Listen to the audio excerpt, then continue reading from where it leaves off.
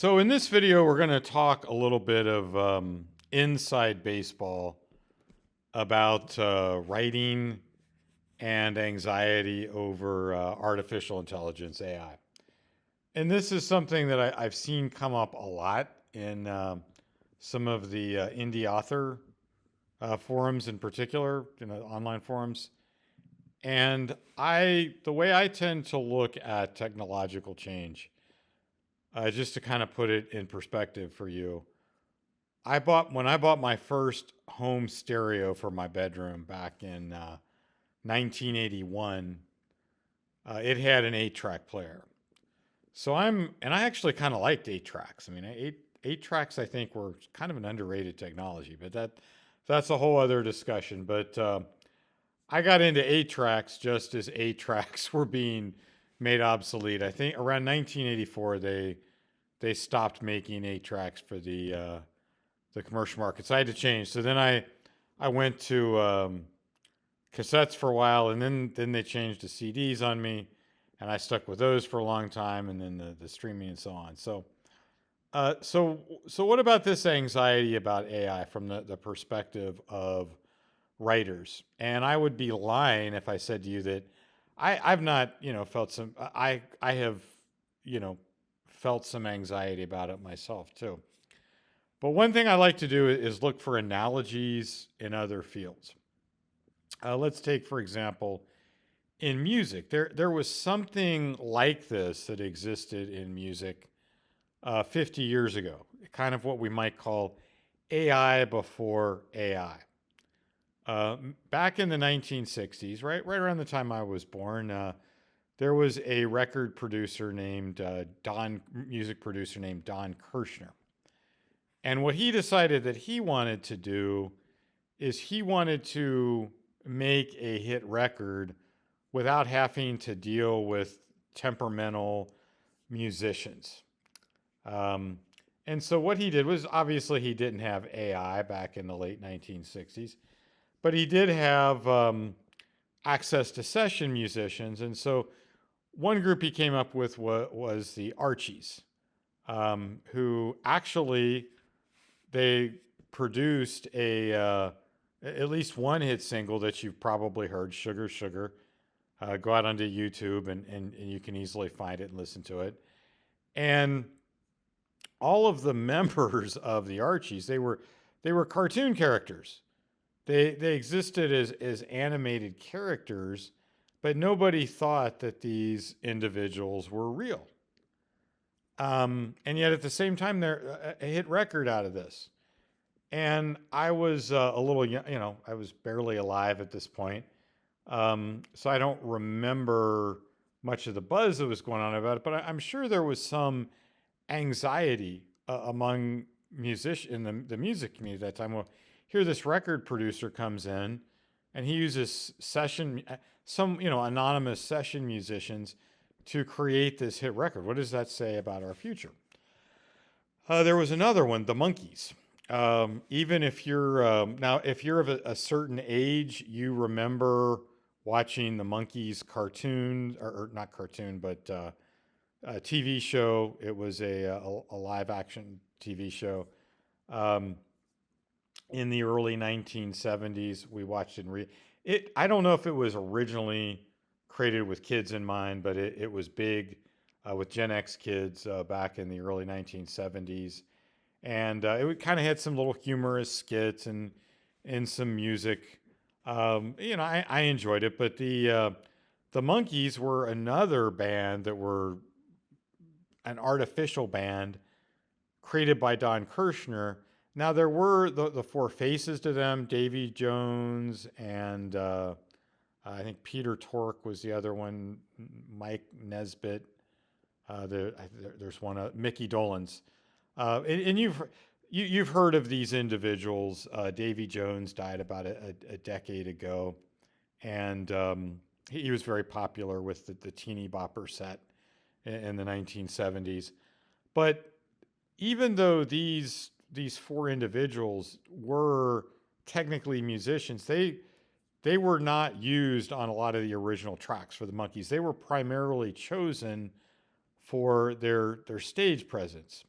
So even though they were, I would call them a quasi artificial band. Now, if you listen to the music of the Archies and also the Monkees, it was a genre called bubblegum pop. And it's kind of serviceable. Get back to that Archie song, Sugar, Sugar. You listen to that, and it kind of does have it brings us a certain feeling. So even though it's artificial, it's not completely without value, but it has a limited depth to it.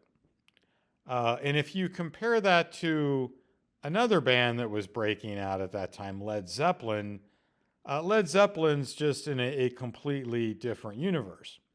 Now, how was Led Zeppelin different?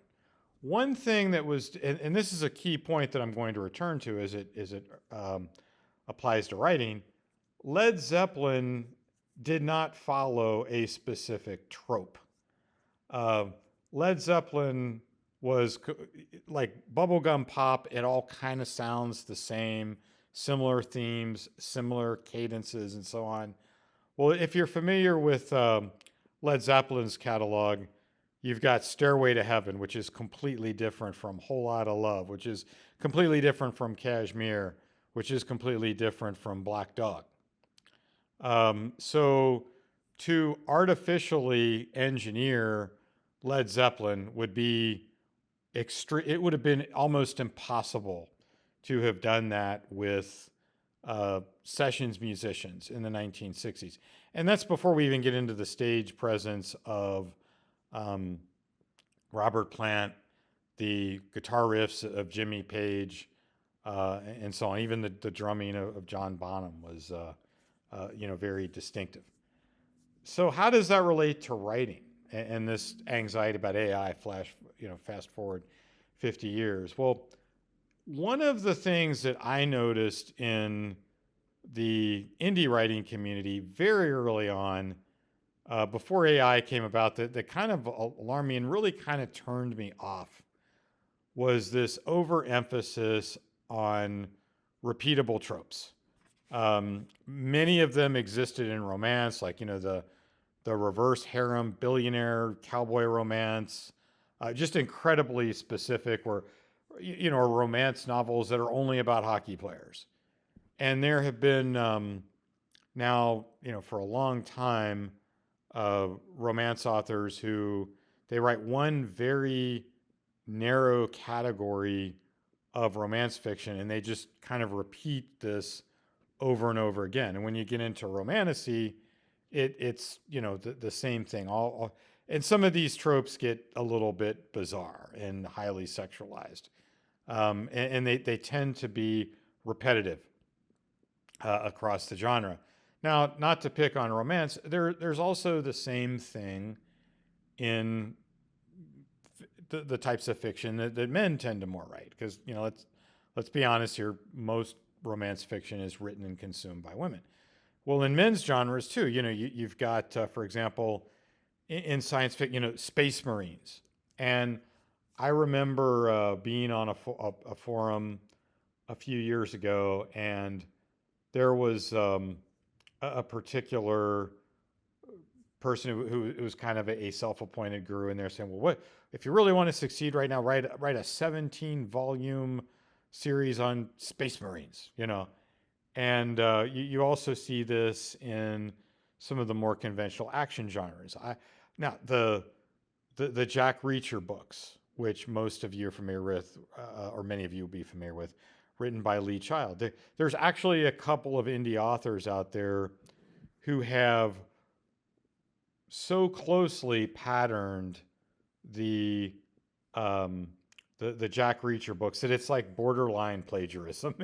It really is. And so you see in the indie author community, so many authors writing like the exact same thing in long series. And I think to some extent that exists in Lit RPG. I'm not as familiar with Lit RPG, disclaimer. But in a lot of those genres, which are heavily dependent on KU, I never wanted to do anything like that. I was influenced by Ray Bradbury early on, and what I've always done is more different types of stories that are based on my own experiences here in Ohio, particularly during my formative years, and what I might call my own, like mystical view of the world. I never wanted to get in there and say, okay, write a gazillion books about space. I'm not picking on space marines in particular, but it's like these genres that they're just repeating the same types of things again and again and again. I think somebody came up with the term of genre slop that I heard some time ago, and these are the types of stories that are the most easily copied by artificial intelligence. Just like 50 years ago, it was that bubblegum pop that was the most easily reproducible by session musicians and by corporate music producers like Don Kirshner. So I think that moving forward for artists in any field, what is going to be the best way to succeed is by creating something that is truly unique, not something that sticks to a trope that a gazillion other people have done, because if a gazillion other people have done it, well, then it's a repeatable pattern, and it's something that probably can be done by AI. And another thing I think is it's probably going to be something where within the catalog of a particular artist, there is some evolution or change. Getting back to music, for example, I've Rush, the Canadian rock band, which I've been a big fan of theirs for 40 years. They've recently gone on tour again. And if you're familiar with Rush's catalog, the music that they were doing in 1976 is not similar to what they were, is very much evolved into 1986, 10 years later. And then in 1996, and their most recent albums are something different still. It's all still recognizable. You can still see Rush's vision go through it all, but it's not like they're just writing music to a set number, what they call in fiction writing beats, a standard type of beats or standard pattern each time. So I think that the best way for indie authors to inoculate themselves against AI, because just like, I was talking about at the beginning, just like 40 some years ago, that 8-track player that I had that I liked was inevitably was already becoming obsolete.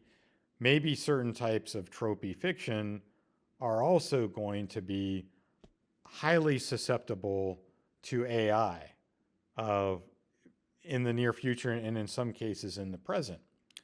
And I think the way to, again, inoculate yourself from that is to look at what you uniquely bring to the table. Now, that doesn't mean that you can't write romance or you can't write science fiction. I don't mean to pick on those genres, or lit RPG for that matter. But it's going to, I would say, most likely be successful if it's something that is not almost indistinguishable from what a gazillion other authors are already doing. Just some thoughts on it. You can feel free to, if you're a writer, maybe even a musician, no doubt you've had some thoughts on this as well. Thanks for tuning in, and I will talk to you again soon.